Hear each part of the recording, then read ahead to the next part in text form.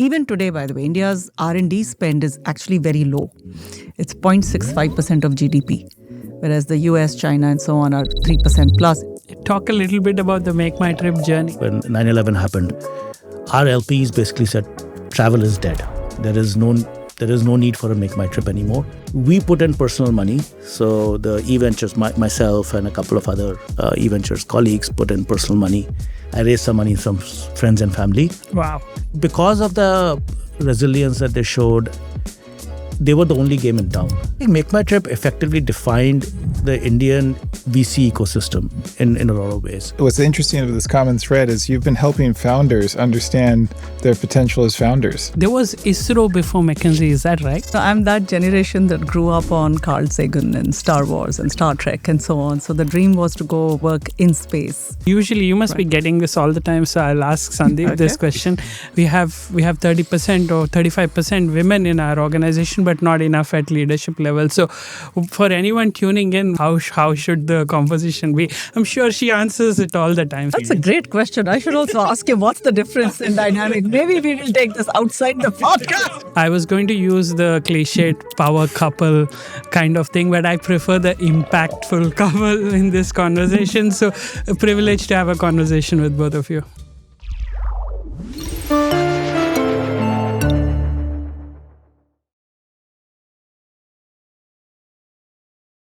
So Anjali and Sandeep, thank you for being here. We could have shot this episode anywhere, in Bangalore, in Mumbai. Thanks. And we are doing this in San Francisco. So really good to have both of you. I was going to use the cliched power couple kind of thing, but I prefer the impactful couple in this conversation. So a privilege to have a conversation with both of you. Ravi, thank you for having us here. And San Francisco is the hotbed of innovation, so it makes sense for us to do it here, no? Yes, it does. Thank you, and it's very fitting that we are all here talking about innovation and energy and bringing it all together. Thank you. And so I'll start with this. Is we're building a India, San Francisco, or Bangalore, Mumbai, San Francisco kind of dialogue here. So the first question, the origin story, like you decided to move back after working in the US in 2000 or 99, 25, 26 years ago, when most of your counterparts at that time would have decided to stay back in the US. So what was the thinking at that time, and what brought you back to India? Sure. So from our standpoint, I think it had to do with incremental impact. So the level of impact that one could have had staying in the US would have been a certain level, but we saw around us that there were enough people that could do what we were doing. But when we applied that same logic to India, what we realized is that the skill sets, the relationships and everything that we had built here, and the understanding of what needed to happen in India, we felt that we could do a lot more in India. So the thought process was to go back because there was a big gap in risk financing in India, which we had seen, both of us had seen in the US context. And we saw how innovation was being driven in the US based on that. And we felt that that was needed in India. So that's what took us back. So it was actually the market opportunity and what was underserved in some sense in the Indian market and the potential. And did the rest of your peer group see this differently at that time? I think some people did see it. There was a bunch of us who moved back to India in that 99-2000 time frame. And as Sandeep mentioned, it was a coming together of most of us had some education in the US, some had come for undergrad, some had come for graduate studies, worked here. And having experienced, in some ways, the joy of working in a developed, mature market, and tackling some difficult problems. I used to be at McKinsey at that time, so was Sandeep. One felt that, and at least in that cohort that moved back to India, including us, that the opportunity set was, one, underserved, market was underserved, and as individuals and collectively, we could do a lot more there. So it was a bit of both. And how did you think of two careers at that time and along the way? I don't think we think about it. We just do it, right? Yeah. Was there an element of there needs to be some kind of balance, some kind of when two careers are like, so the way I look at it is that in some ways we've given each other the opportunity to take risk. So when we moved back, I had just started this fund, eVentures, and Anjali was at McKinsey. So she had the stable sort of role to play, and I was the one trying out something new. And then over the lifetime of sort of working together, living together, we've seen this opportunity flip.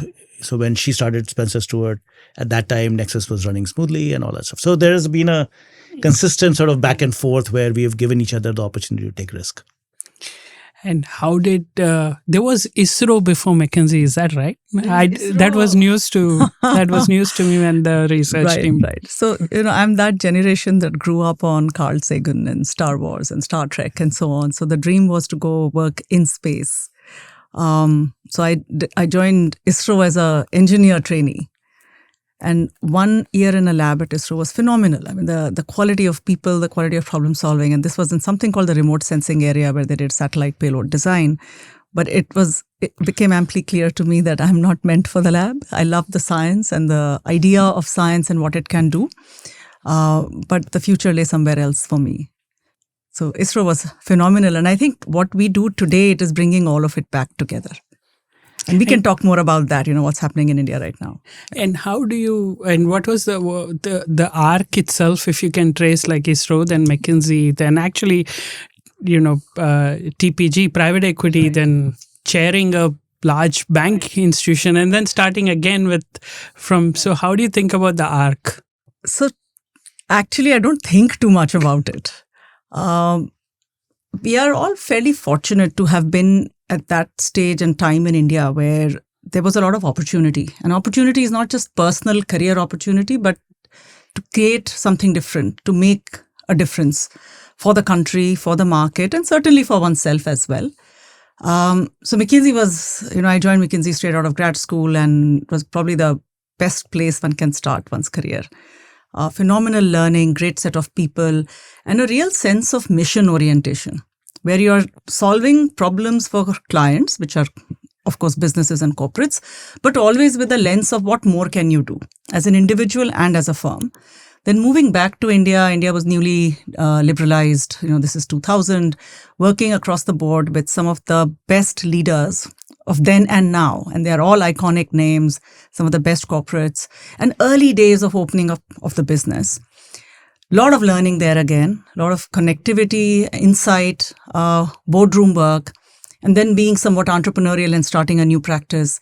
And then in TPG, again, new set of skills, new learning, and a different way of approaching problems with the capital lens, right? So I started with technology and engineering, then did consulting, which is business strategy, people, and then the capital lens that comes from private equity.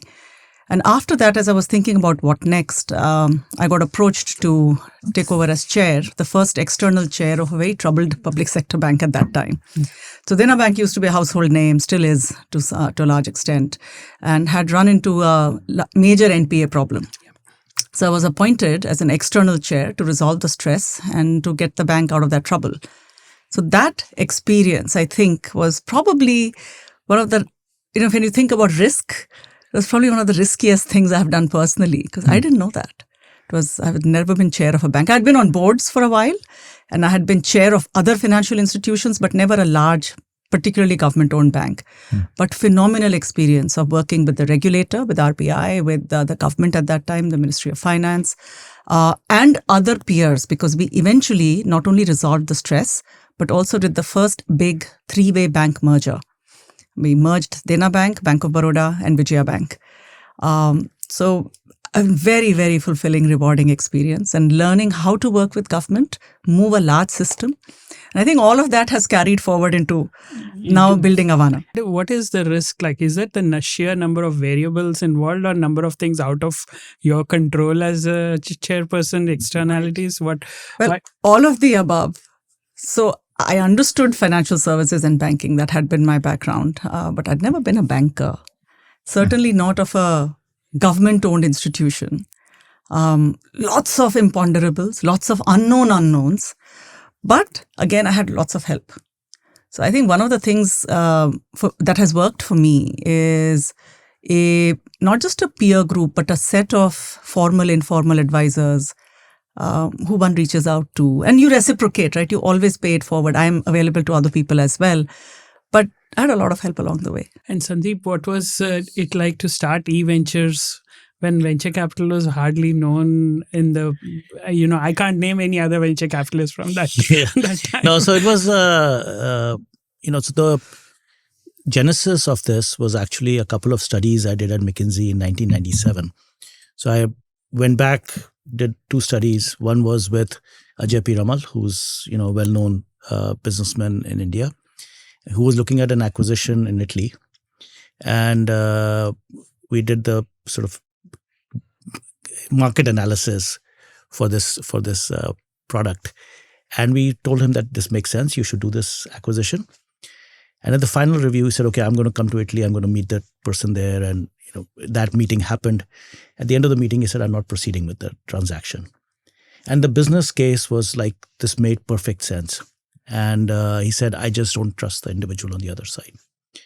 And so that was one learning, that, you can have the best business rationale to do a deal, but if you can't get the company to company, person to person equation right, then it's probably better to walk away. The second study that we did was with one of the Birla groups, where we looked at their entire portfolio. And out of that portfolio, we actually suggested that they had this small software company that we go build. And that company ended up becoming their largest platform. This is BirlaSoft. And in that exercise, we helped them build the team, we helped them raise capital, all of that. So I realized that a large conglomerate like a Birla has the capital to go build a BirlaSoft. But if I'm not one of the wealthy families, how do I build a company? What I saw with Ajay Piramal was that, again, he had the capital, but had the mindset that was a private equity mindset. So I left that, trip in India saying, and I was in India for about 6 months. I left in end of 97 saying, I think there is an opportunity to do either carve-outs in India or early stage investing in India. It took me 2 years to convince the rest of folks in India to sort of, to your point, align with that thesis. Yeah. Because, people who are in India just weren't seeing this gap. So to get people to understand that there is this gap and say, okay, let's do this together, it just took me a while because I was in New York and I needed people in India to work with. So setting up eVentures at that time was in some ways easy to do because it was a blank slate. So we came in with this thesis that you had a Yahoo in the US, you had an Expedia in the US, you had a Travelocity in the US, you had E-Trade in the US. All of these could be created in India. So we ended up partnering with SoftBank, and SoftBank was our LP and News Corp was our LP, with the idea that what SoftBank had done with Yahoo in Japan, we would do the same thing with Yahoo in India. Unfortunately, Yahoo had already figured out that they were better off doing it themselves rather than doing it with SoftBank. So we ended up actually flipping the model, saying that, yes, there is still a need to create the equivalent business models that exist in the US in India, but do it with entrepreneurs that are from India. Those entrepreneurs weren't out there, raising money. So we ended up actually incubating companies where we found the entrepreneur. So it was a very different journey in some ways versus what we had seen in the US. So the US always had founders. They were going to VCs. They were raising money. But in India, we said, we need to build a Travelocity equivalent. What kind of person do we need? We need this kind of person. We actually hired a search firm, and the search firm found us Deep Kalra. Wow. So that's the background to how India was in 99, 2000. Yeah, you find the founder. That's an amazing story. Thanks for sharing, and talk a little bit about the MakeMyTrip journey. I think it's the first of any startups in the... Yeah, I think MakeMyTrip effectively defined the Indian VC ecosystem in a lot of ways. It was the first company that truly scaled. It was a company that, after we found Deep built a phenomenal team. And so when 2001 happened, when 9/11 happened, our LPs basically said, travel is dead. There is no need for a MakeMyTrip anymore. And in any case, SoftBank was retrenching from their global positions. So they said, we only will focus on China. They had Alibaba there. They focus on Korea because Son-san is Korean. Japan is where he lives. And the US. Those were the 4 markets he decided. And at that point, they decided, let's get out of whatever cash is there and MakeMyTrip. Give us the cash back. And we'll walk away. So Deep and his team looked at us and said, listen, guys, we left our corporate jobs to come do this because of you. So we need to find a solution. So what we did was we flipped the ownership. So before this, it was 70% e-ventures, 30% management. We flipped it. It became 70% management, 30% e-ventures. Oh. We put in personal money. So the e-ventures, myself and a couple of other e-ventures colleagues put in personal money. I raised some money from friends and family.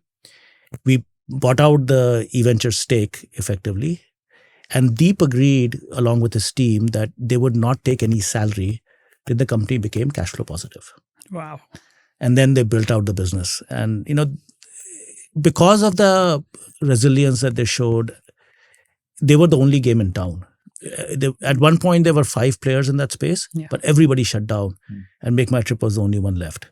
So they had almost 2.5 years of no competition in the sort of OTA market. And they were able to build a decent business.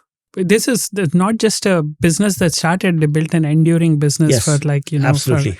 which makes it a very special case in the Indian startup. Yes. That's basically the first one. So, what differentiates, in your view, the enduring founder, the enduring business? What are those traits? So it starts with passion about the idea. So everybody talks about passion, but even for someone who came without initially having travel as their idea, right? That the idea was our idea and we got Deep to come and run it. I think by the time 2001 came around, it'd been about a year, it was his idea. It was Deep and the team who were literally saying, this is what we want to build. So it starts with this person who says, and the team who says, we want to build this for the next 20 years. And he's still doing it. So Deep has now been at it now for 27 years, right? So from that standpoint, it starts with that ownership of the idea, ownership of the company, and saying, we're going to make it happen.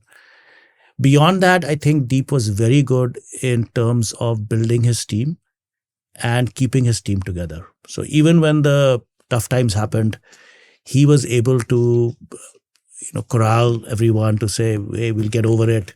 There is light at the end of the tunnel and making it work. The third thing was just understanding opportunities and reading the market.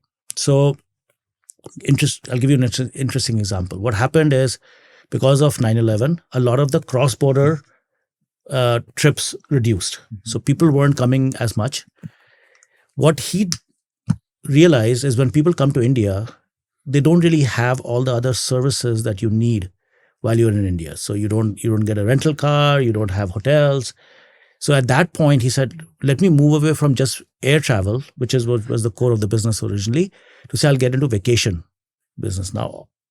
Now everybody thinks of that as one thing, right? But at that time, to go and build a network of providers that you can guarantee will provide the same quality of service that you expect from an airline, right? You know that if you are coming on Delta, you'll get a certain quality of service. But getting that same quality of service from some travel agent sitting in, Kerala, traveling with 5 cars and, giving random drivers, to provide that same level of quality consistently is what made the difference. That's what they ended up building. And I think that third part of understanding what the market needs and how I can build it is what's kept them going. They've continuously built on the stack as they've gone along. You've been on many boards and investing in many founders. Now, what from your vantage point, what differentiates that enduring founder versus or enduring business versus? As an investor, I index on founders. And in the context of whether it is large companies or startups. So startups is the founder, in large companies it is management. The quality of leadership matters, and probably matters more than anything else. It could be an average idea in a crowded space, but an exceptional founder will continue to evolve. We call it pivot now, but otherwise you continue to evolve the business, which is a very natural, organic process. So that to me is first and foremost. Requires exceptional intellect. So they have to be smart people to be able to do pattern recognition, rapid assimilation of information. And it's not that it's happening as steps, right? It's not I will get information, I will assimilate, I will analyze. But they are just tremendously agile learners. Some of the best founders are very, very agile learners. They're continuously getting input from the environment around them, data, automatically kind of analyzing, synthesizing, baking that into their thought process. They're exceptionally attractive people. I don't mean good looking. They could be good looking, but they are attractive because they attract capital. They attract people to come and join them. They're able to sell the power of their idea, their vision. Sandeep mentioned how Deep kept everyone together. So I've seen folks do that as well. In good times is easier, bad times is harder. So the agility, the confidence, and the somewhat sort of craziness to build, and particularly in our areas, right? We build in deep tech, and 15 years ago, it was people building in e-commerce, whether it is a Piyush Bansal at Lenskart or or Abhiraj at Urban Company or Nykaa for that matter, right? Falguni started Nykaa after a very, very successful career as a banker. So folks who have spotted an opportunity, gone at it, continuously evolved their business, learned and absorbed from their environment, so agility learning, confidence, but also humility to know what they don't know. And thus assemble teams around them, get the right people, either as co-founders or later on. And this recognition, this, I call it Horizon 1, Horizon 2, Horizon 3 of growth, is not just the business growth, but also the individual's growth. We expect and demand a lot from our founders, right? As I'm sure you are discovering.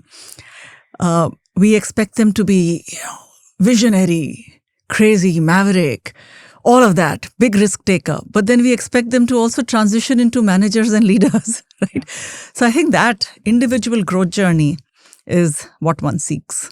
Yeah. And we are very privileged actually to work with some phenomenal founders like yourself. No, thank you. Actually, it's interesting you use Horizon as a thing. And right.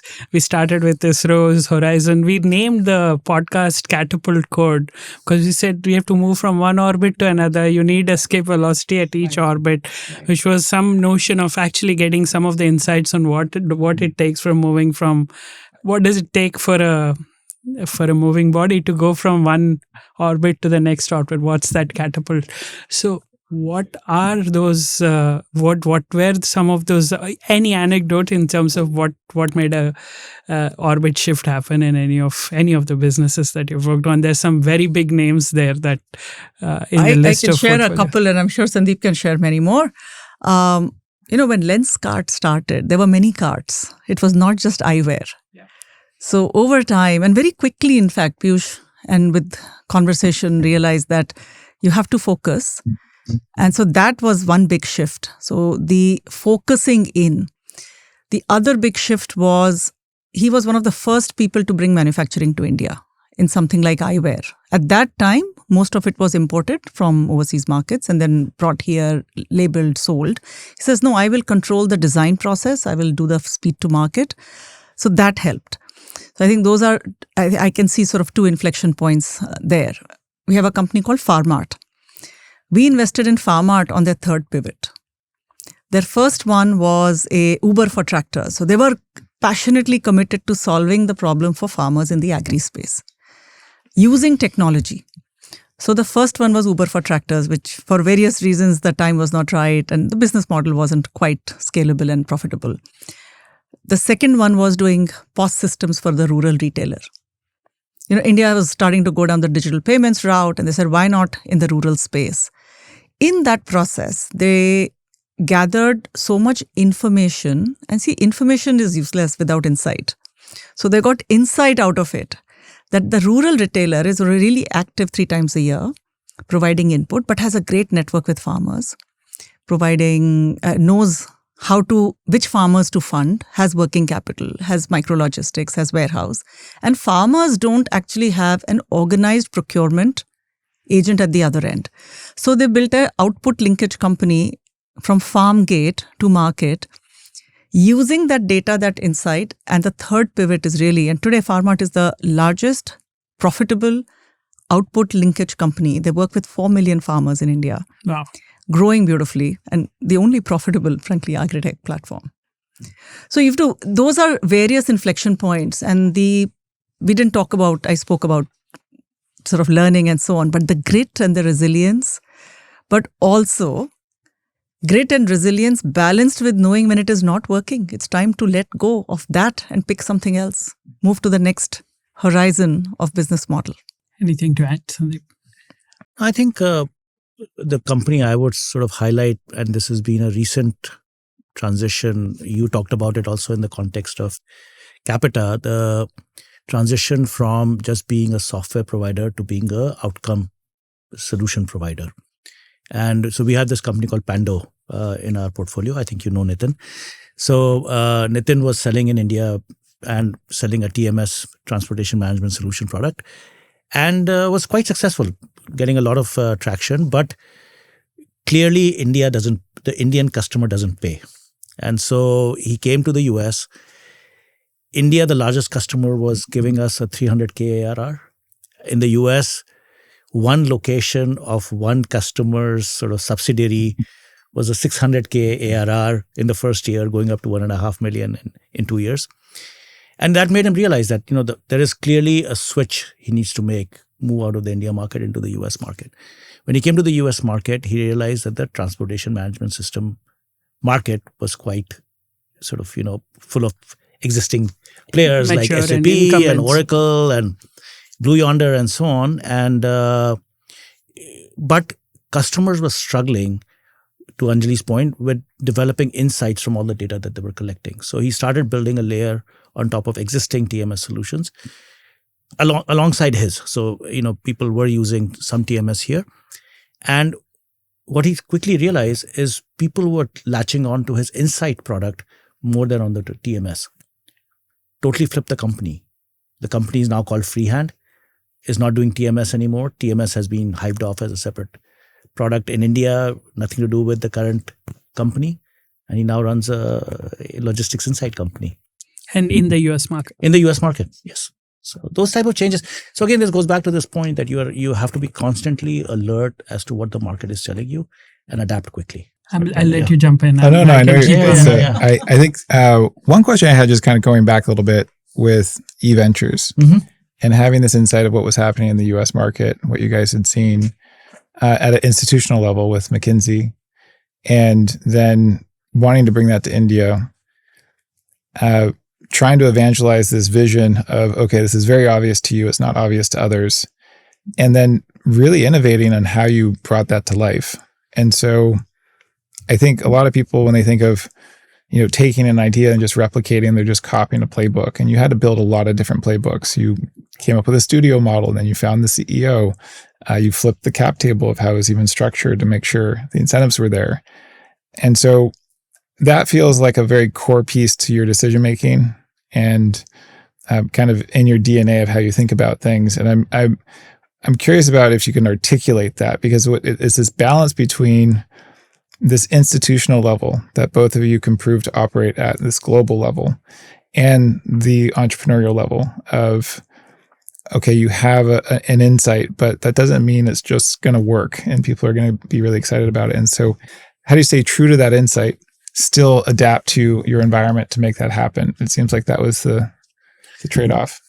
So Brendan, I think the way to think about this is India as a market is not that different than the US. It's a large consumption market. There is a large talent pool. And in some ways, there is capital in that market as well. Maybe not to the extent that you have capital in the US market, but the capital is there. So their entrepreneurship networks in India have always existed. They may have been funded in different ways. As I mentioned, You had family capital that was being used to set up businesses. So you had large businesses get created, but they were created in conglomerates. So the initial idea was that, yes, there is this, talent pool that is coming in as an employee into these conglomerates. That same talent pool could potentially, if given risk capital, go and build their own business. That's what happens in the US.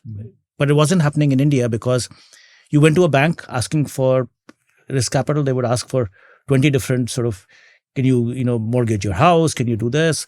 So it wasn't easy for a professional to think about starting a business. So that was the insight, let's say, right? Yeah. Now, to your point, how did that translate into saying, okay, we'll go set up a fund?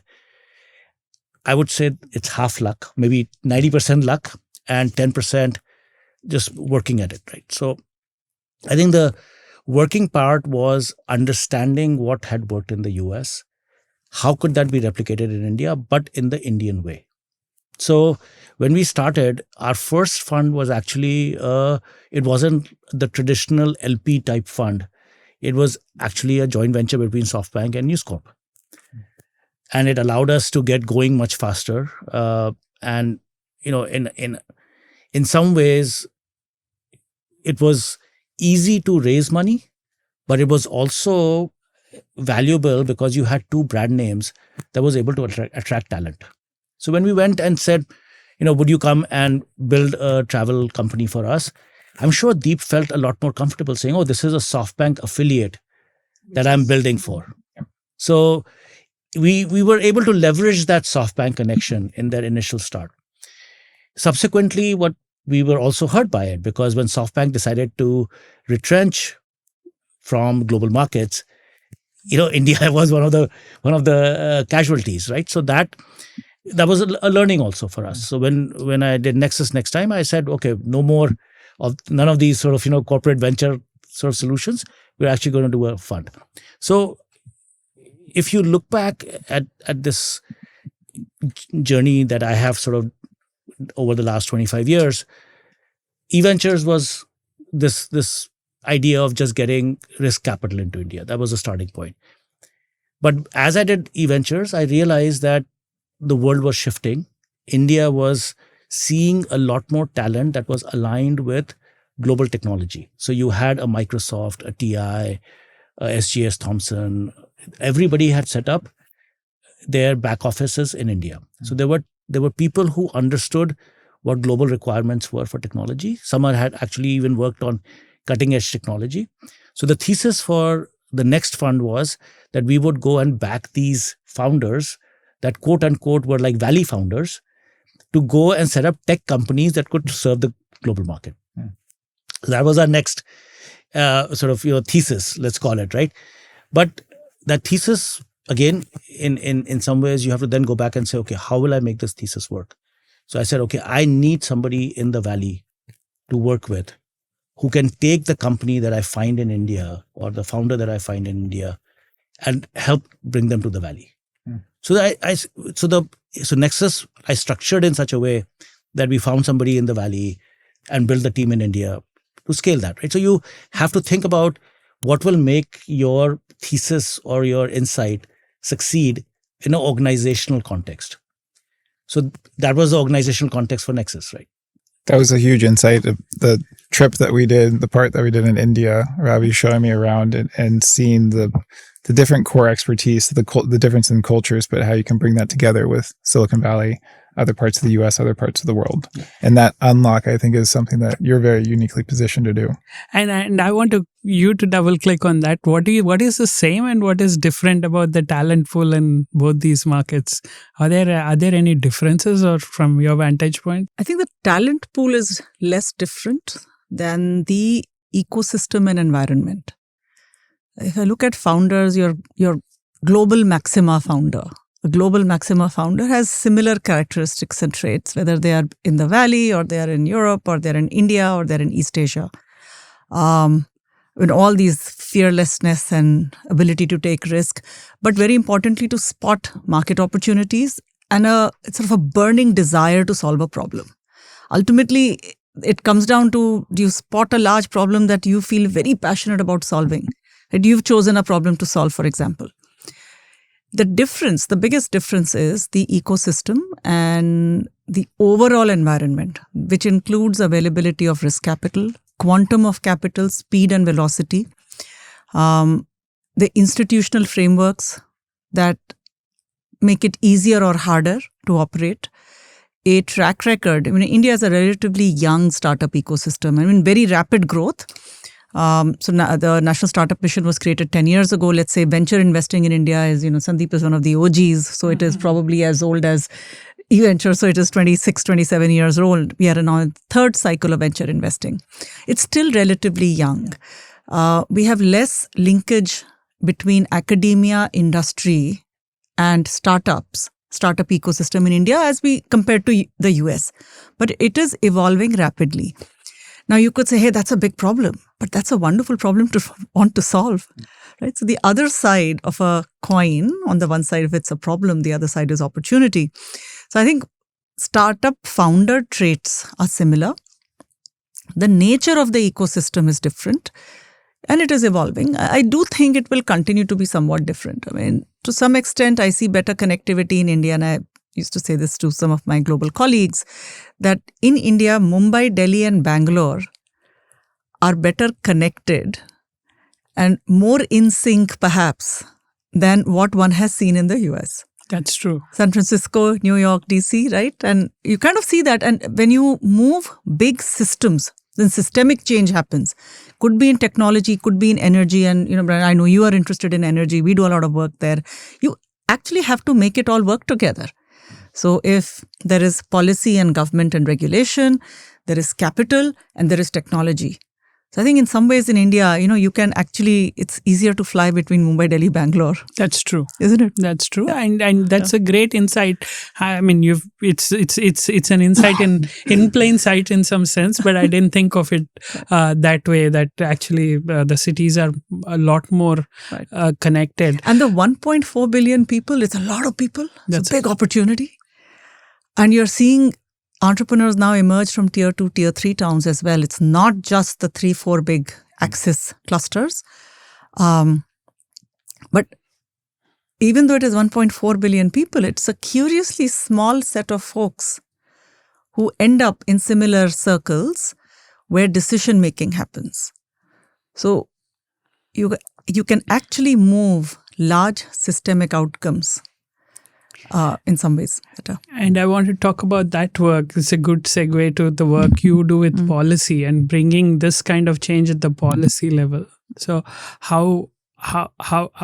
what are you seeing in terms of what do you think is the next set of changes that the Indian startup ecosystem will see? I know you're on the advisory council with the startups and...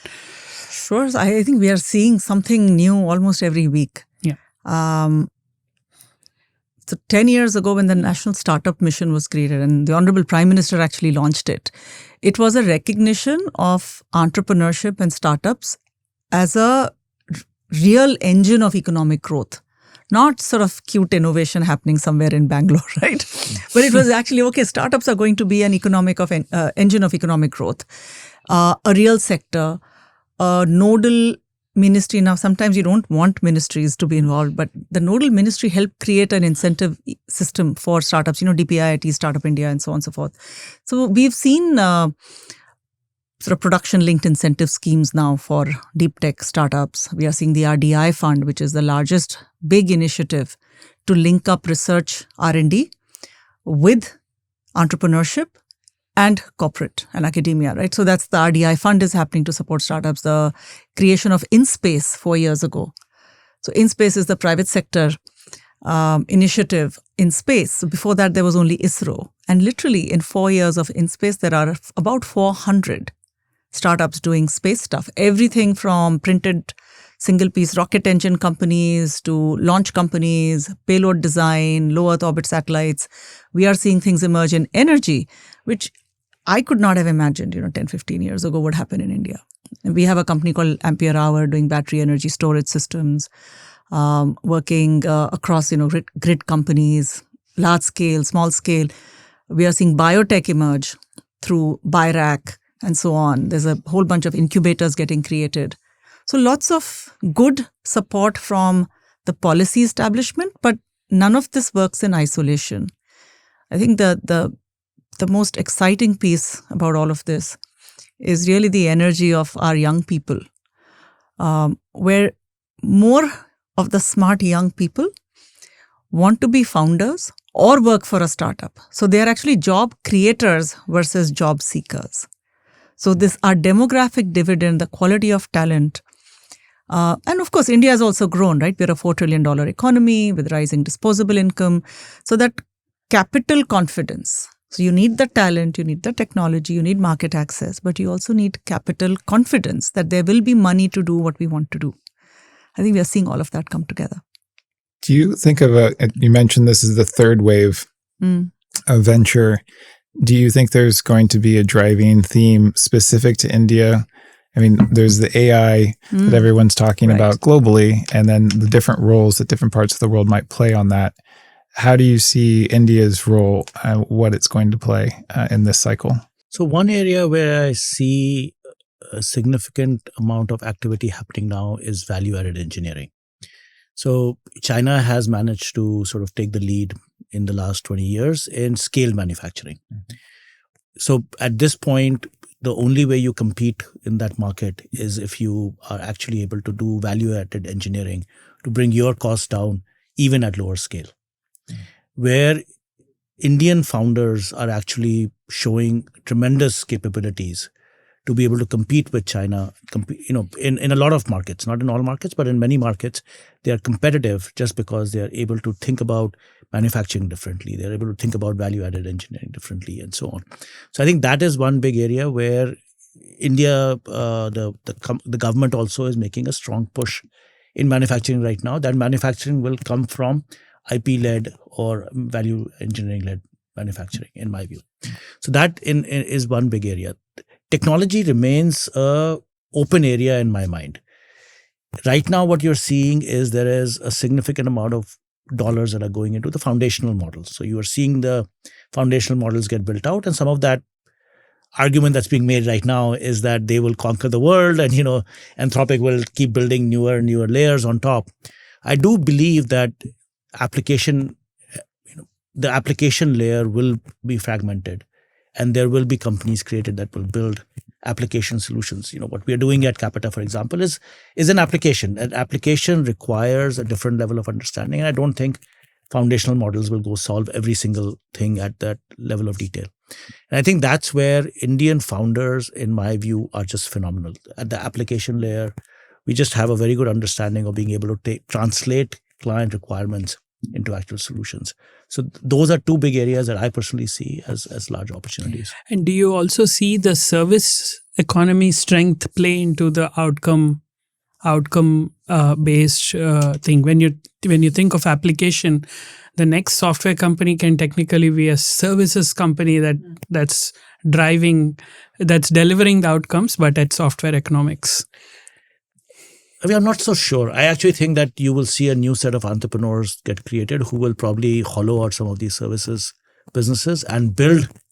Today you may have a Wipro BPO that's providing that fund management service, right? I actually see that Qapita, once it's built out that solution, will just take it from Wipro. There's no reason for us to have people doing it. It'll be software first with people in behind. Yeah, I meant the same thing. Yeah. So it's not necessarily the same incumbents that deliver that outcome. There's an opportunity. There's an opportunity for new players to come in and do it. Yes.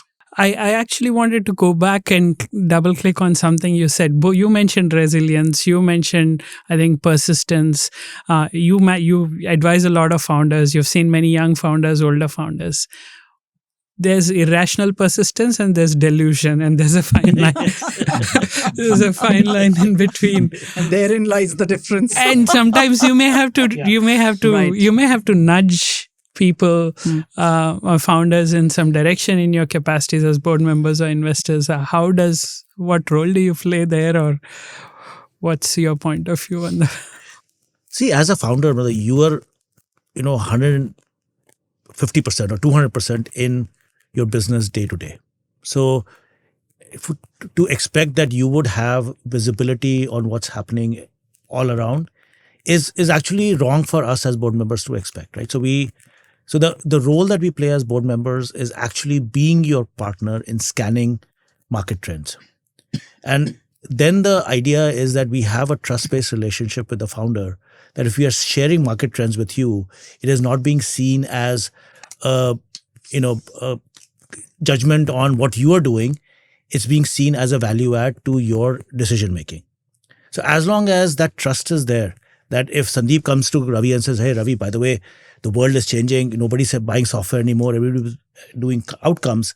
Ravi says, this is an interesting thought. What does this mean for my business? So I think that's where the time has to be spent before you're giving advice, right? The idea is that the person you are talking to feels that you're on their side and you're working together to get to the final outcome, which is a great company, right? So that's, I think what we spend our time on is really building that trust and making sure that the other person feels, and the trust is not just about being a yes person, right? It's also about sometimes putting a mirror and saying, hey guys, this is not working. Time to step back. I think Anjali made a very interesting point. She said that you need to continuously listen to the market, because there is that, to your point, there is delusion and then there is irrational persistence, right? And you that definition is really about listening to market. A good founder listens to, that's where the difference is, right? A great founder listens to the market and is able to perceive the shift earlier and make the change earlier, versus a not so good founder, right? Who has to be beaten on the head 10 times before they'll change, right? So that's a big difference. Got it.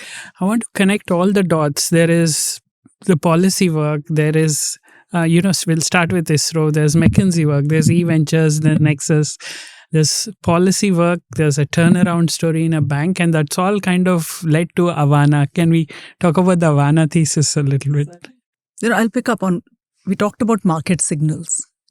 So in some ways, when you start a fund, that is also entrepreneurship. And having done everything that I had done before, and I continue to serve on large company boards, and you see where the gaps are and the need for core innovation in areas which may not, at that time when we started Avaana 5-6 years ago, there was very little institutional capital going into, say, the frontier technology areas.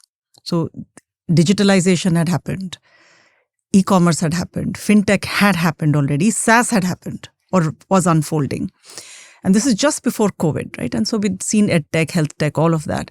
But very little was really happening in some of the more physical areas of energy, food and ag, supply chain, building supply chain resilience, manufacturing. All of these tended to still be in the bailiwick really of the large corporates with large balance sheets, but very little innovation.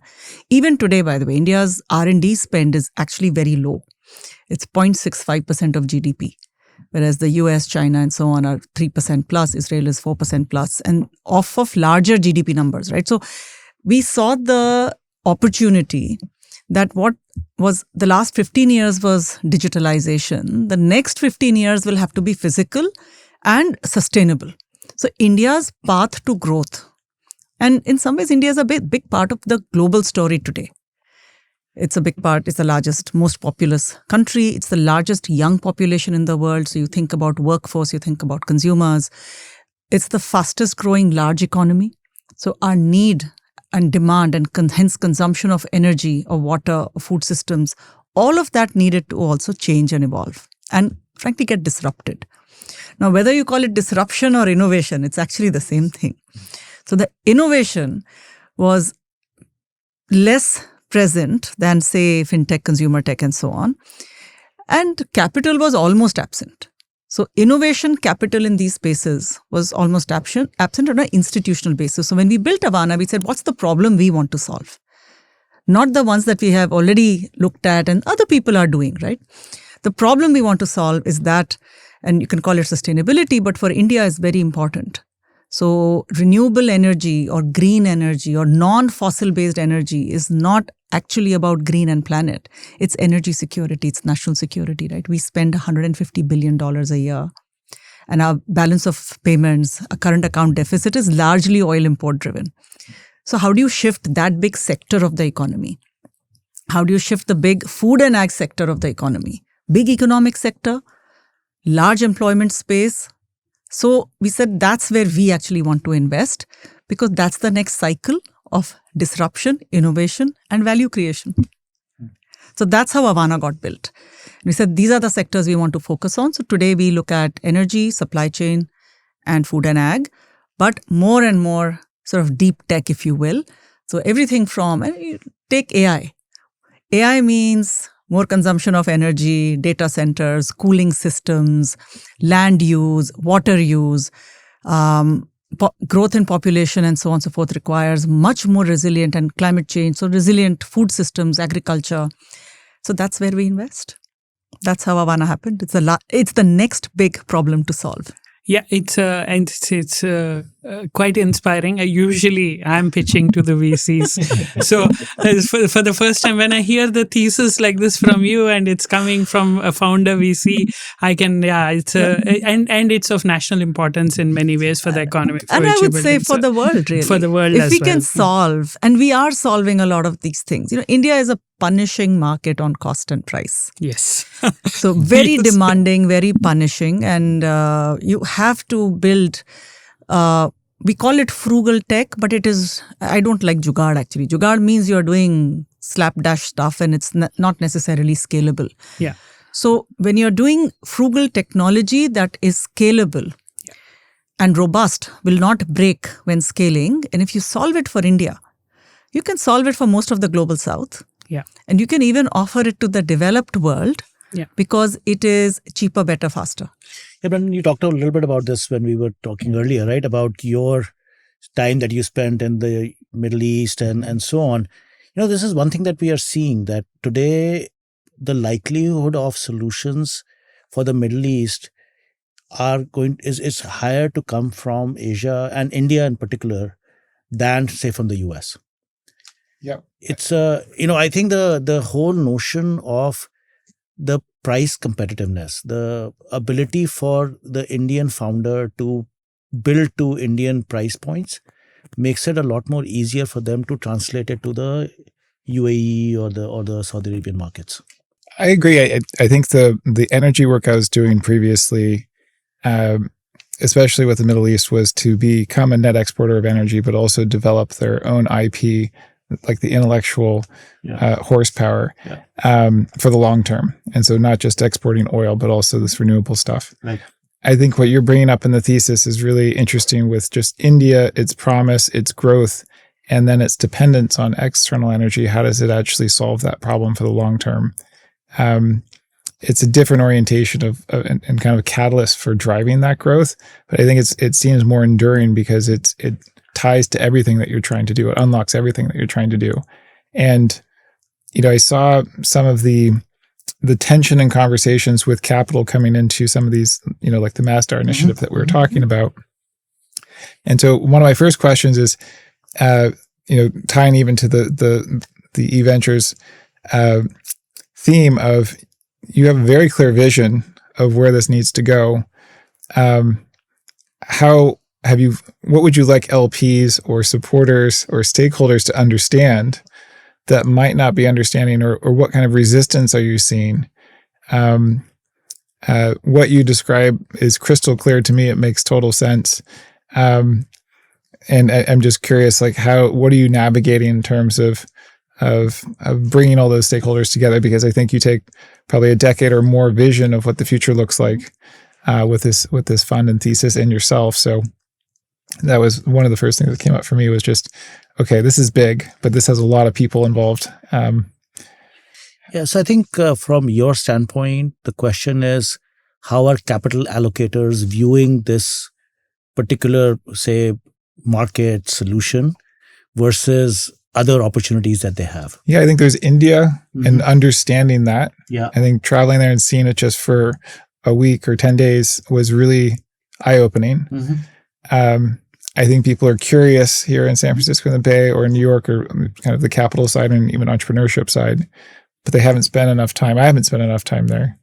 So yeah, I think there's understanding with that. And then there's the specific thesis of really energy independence. So you're right, it is a lot of moving pieces. But the hardest problems are the ones one should solve, right? So, and we are not alone in this. So there is a large number of entrepreneurs who now want to focus and solve these problems. And while our primary theater of operations, so to speak, is India, because we see the richness of talent and opportunity to build solutions, the market is the world. So a lot of our companies are already operating across, whether it is Southeast Asia, Middle East, Africa, going to Australia, Europe, and so on and so forth. So it's building in India, but building for the world. So these solutions work most places. While the system might take a decade or so to change, but you are seeing there are smaller sprints of change that happen, right? And so from a capital point of view, what do capital providers look for? They look for what is the certainty of return, so to speak, right? Ultimately, there is a risk-return piece to capital allocation. So global capital allocators look at this as, is this a large enough market? Can these folks kind of build businesses that will then generate liquidity? So the liquidity cycle actually is not a very long cycle. The difference, however, between, say, the software digital side of things and the more physical side of things is the early gestation period is longer. So if you look at the hockey stick, that first phase is a longer phase of product build. Some of it is physical, so it requires manufacturing and so on and so forth, different skill set. But when the takeoff happens, the core innovation-led takeoff happens, then it's large markets, good margins, and very solid, scalable, long-term businesses. And liquidity opportunities for funds like us happen at different points along the way. Yeah, I want to sort of add to that a little bit. If I go back in time and I look at the Indian IT industry, so that has been obviously the big success out of India. When it started, there was a big question mark about the quality of software development or the quality of the software engineer coming out of India.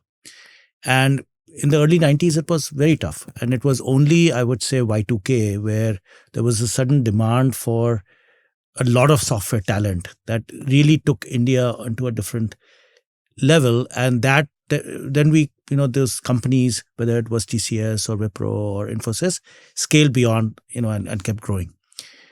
I think we are at the same inflection point as far as the areas on which we are focused right now. In some ways, if I look at some of our portfolio companies, what they have built is global class solutions, but the global customers aren't aware of them yet. And my concern or my observation is that in the initial period, that global customer would always view that Indian solution with a little bit of skepticism that, hey, will this meet my requirements and so on. That is what we will actually show in the course of the next 2-3 years, that is actually possible. And it only takes 1 or 2 role models for that flip to happen. And I think that flip is happening. We are seeing our portfolio companies have actually built products that are globally competitive and will meet global requirements. Once that flip happens, then both in terms of the kind of entrepreneurs that you will see emerge and the scale at which they can grow the pace at which they can grow will totally change. So you will start seeing, today when I talk to any of my portfolio companies, most of the founders there are still thinking about India as the market. I have to work with them to say, listen, I funded this software company that started in India, but guess what? Postman is now the largest API provider in the world. Why can't you be the largest mycelium provider in the world?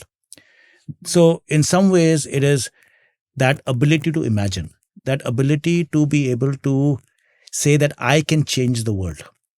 That confidence hasn't arrived at that level in the Indian sort of, deep tech founder as it did in the software founders. I think when that comes, Ravi is nodding right now because Ravi this is a perfect time for a sales plug. We're building a global world-class software and AI native outcome-based services firm. Because and exactly, and your idea is I want to be number 1 in the world, right? Yeah, absolutely. That's the whole idea. That's the thing you want to leave or you want to create in the Indian deep tech founder. That when I'm building to be the largest in the world.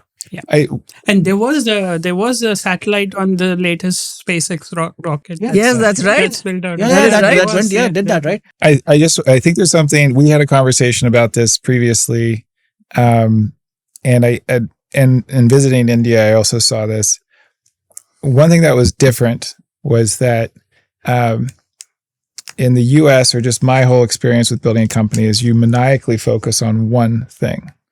And one of the reasons that works is so that you can be world class at something, but also because it works because the TAM's large enough for that one thing. Right. Yeah. And I think in the India market, it's getting to that critical threshold where you can't actually build a meaningful business focusing just on one thing. So you build many different things. Mm-hmm. And just being on the global stage where somebody's a specialist, that becomes harder. And I can see that starting to converge where the focus, even the focus that you're doing with your organization on really being world-class at these one thing, is applying those insights and the unfair advantages that I think you have coming from an India market to the global stage, and translating that. I think the TAMs actually are unlocking that relationship a little bit. Yeah, I think, Brendan, you bring up a very important point, right? So we talked about this catapult and how you think about sort of advising at that point, right? So exactly to your insight, I'm sitting there. I've now felt that I have tapped out the India market. I have my product. It's working really well. I've tapped out the India market. I have two choices. I can say I can either take this product to the global market or I can do something else in India. Mm-hmm. At that point, giving the founder confidence that what they have built is globally competitive. Yep. And being able to work with them through that logic, right? Being able to, so there's this company that we have, Enlight, that we, I think, have spoken about. So Enlight has built a wireless AI first building management system. They're actually competing with Honeywell, Schneider, all the big guys, and they're beating them in India. So in India, they now have 35 million square feet of space that they have one to manage. You would say, okay, this guy should automatically say, if I can do this in India, I can do it anywhere else. Their largest client in India is the Blackstone REIT. Why can't they do Blackstone REIT here? Mentally is not there yet, right? So I've had to spend time with him saying, let's look at the best funded company that's doing the most cutting edge work in the US in this area. So he identified the company. Well, let's take a look at it. Where are they? What have they done? He said, Sandeep, they have very little revenue. Okay, why do they have little revenue? Because the product isn't ready. They've raised $150 million. This company has raised $7.5 million. So, the guy sitting there is saying, if somebody cannot do this with 150 million, can I really do it with 7.5 or 15? So there is this confidence issue, right? So what I'm saying is, it's not about the fact that you raise 7.5 and they raise 150. It's about what you built versus what they built. So now let's compare about the two products that we have. They did that. He came back and he said, it is sort of imperative for me to be in the US. It's only a matter of time. That mindset shift, right? That is what I'm sort of gunning for, right? That's what we are looking to get the next generation of entrepreneurs to build. And once they do that, to your point about TAM, right? TAM then is global TAM. Yeah. But what's interesting with this common thread is you've been helping founders understand their potential as founders, right? So even in recruiting them and bringing them on, and be like, hey, you have to do this. And then complaining, I left the big corporate job. It's like, no, that's the good thing. I can't be a founder everywhere. So. And now you're telling them, hey, you got to come over here. You're doing something well. It's But I'm a beneficiary as well. So I end with gratitude because you planted this thought in a conversation some time ago with me as well. Like, this is how you think about your market and so on, which is what kind of led us to record this in San Francisco. So that's the unlock. Yeah. It really is interesting. I have to ask you one question. Usually you must be getting this all the time. So I'll ask Sandeep this question. Anjali is a role model for many people in terms of with the gender lens as well. And for many of us. So she must be asked this question all the time. Like, I have an organization, like large part of our team is in India. We have 30% or 35% women in our organization, but not enough at leadership level. So for anyone tuning in, what's your your view on neurodivergent thinking and how should the composition be? I'm sure she answers it all the time. So I thought I'll ask you that question. No. See, listen, my experience with Avaana is a majority women team, and Yes, I think, I'm and earlier at Nexus it was all men, so it was a very different experience. That's a great question. I should also ask him what's the difference in dynamic. Maybe we will take this outside the podcast. No, but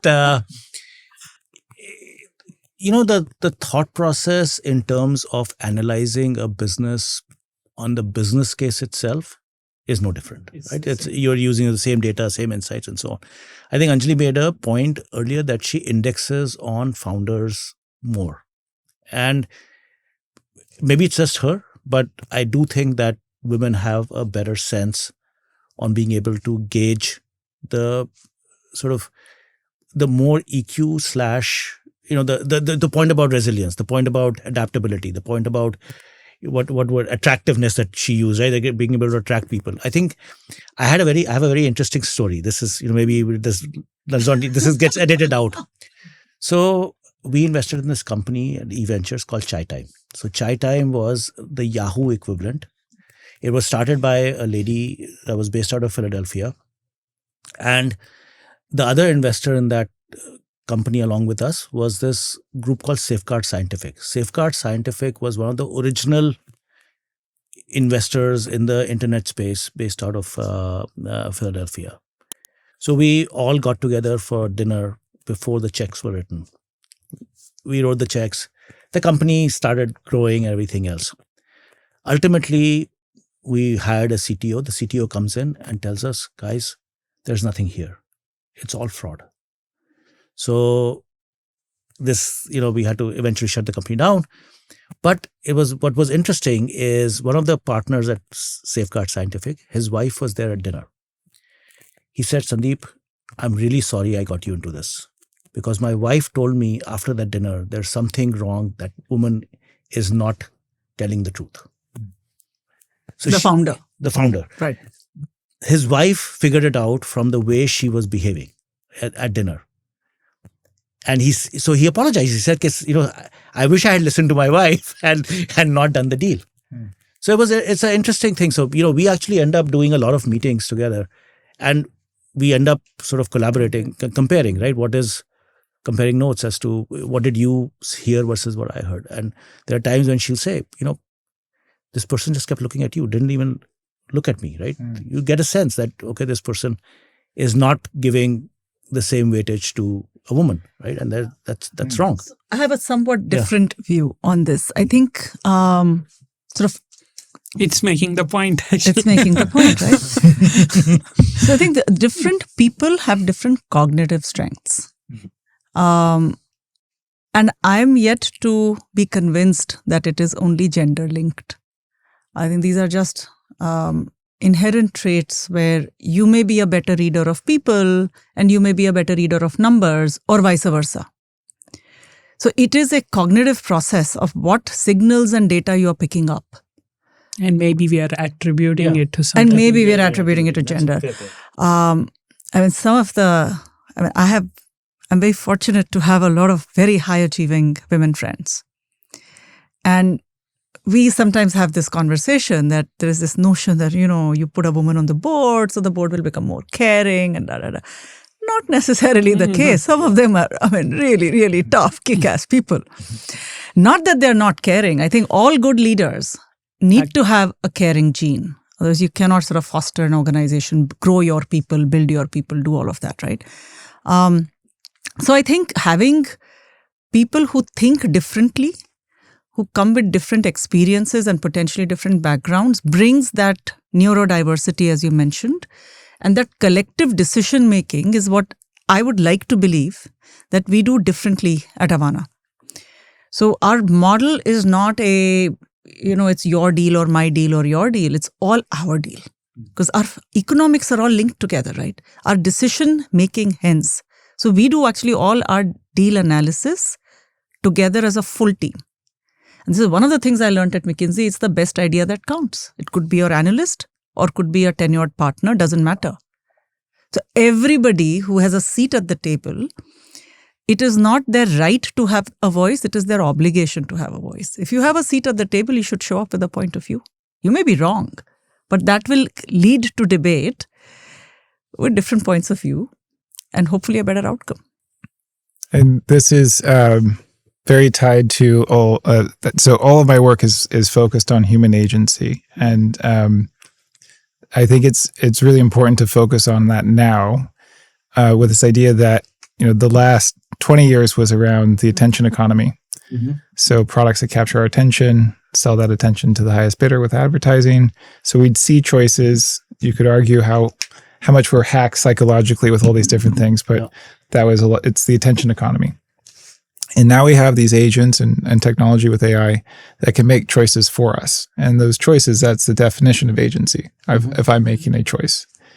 And so if we give all those choices away to AI and this new technology, and if we layer on some of these models that can be more extractive, I don't think that's a great world if we're purely in that world, because we lose our sense of agency and choice. And so something I'm very focused on is, how do we actually use this technology to amplify who we are? So if we all represent basically a fingerprint, what is that data model and structure to create the fidelity to actualize the potential of the four of us that's authentically us? Mm-hmm. And then how do we use that technology to broadcast that, to your point that everyone has a seat, so that agency and the choices that you're making can also be heard to the extent they should be heard, but they at least are being broadcast into things where that could be valuable. So when you talk about the kind of, we all have different takes and dispositions, and culturally it puts us into dispositions of roles and things that, and there's no shortage of literature and debate and interesting things around that. Mm-hmm. And so for me, where I think there's a real potential with this technology is that you can really increase agency and the quality of decisions that individuals making, and increase the capacity for anyone, the right people, to get around the room into a company or in a setting to voice that and to make better decisions. Yeah. So it just, that resonated quite a bit. So we started with two markets. So we started with two valleys, the Silicon Valley, and maybe we'll call it the Indus Valley or the Bangalore Valley, and two markets. And we had, double the wisdom, double the fun, and two times the takeaways. So Anjali and Sandeep, thank you very much for being here. Thank you. It was lovely. We really enjoyed it. Thank you for having us. This was great fun too. Yeah. Thank you. Yeah.